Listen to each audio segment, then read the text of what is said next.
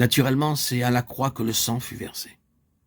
Et à première vue, il semble que nous restions dans le même ordre de choses, car le sang est en rapport avec la croix, et la croix avec le sang. Cependant, dans la doctrine du Nouveau Testament, la croix a une signification qui lui est propre.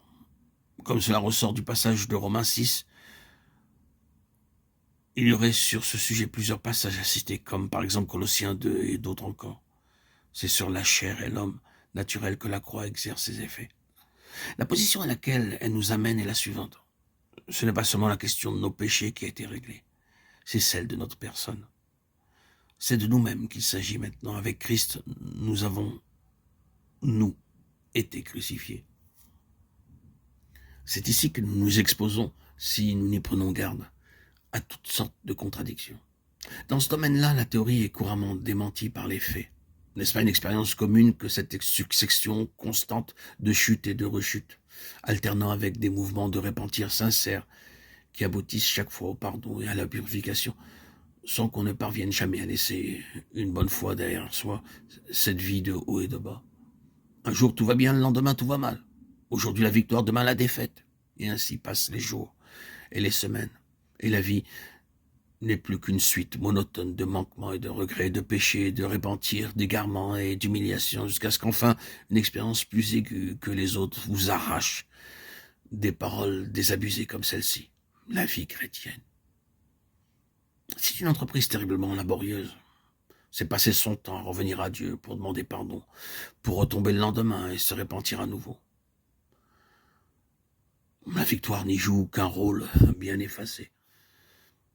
Mais tel n'est pas le programme de Dieu.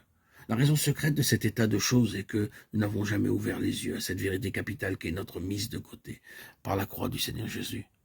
C'est nous-mêmes tels que nous sommes par nature qui sommes au chemin de notre propre victoire. Nous ne l'avons jamais compris et par suite jamais accepté. Nous n'avons jamais pu réaliser tout ce que cela signifie, toutes les conséquences que comporte un événement de cette envergure.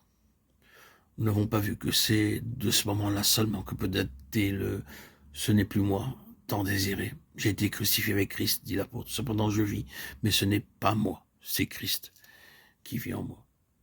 Il n'est plus question alors de choisir notre propre chemin, de faire les choses à notre idée, d'avoir notre volonté à nous, nos désirs personnels, d'établir le programme de notre vie, de mettre en avant des plans d'avenir de notre cru. Non, non, rien, plus rien de nous-mêmes, ni dans un domaine, ni dans un autre, pas plus dans les questions de sentiments que dans les questions de pensée ou de volonté. Tout, désormais, est du Seigneur. Quand nous en sommes venus à accepter cette position, à regarder la crucifixion de Christ comme étant notre crucifixion, sa mise au tombeau comme étant la nôtre, mais sa résurrection aussi comme entraînant notre résurrection. Nous recevons alors dans nos cœurs le Saint-Esprit de Christ, qui se proposera comme objectif essentiel de gouverner notre vie, d'en diriger le cours et de choisir à notre place.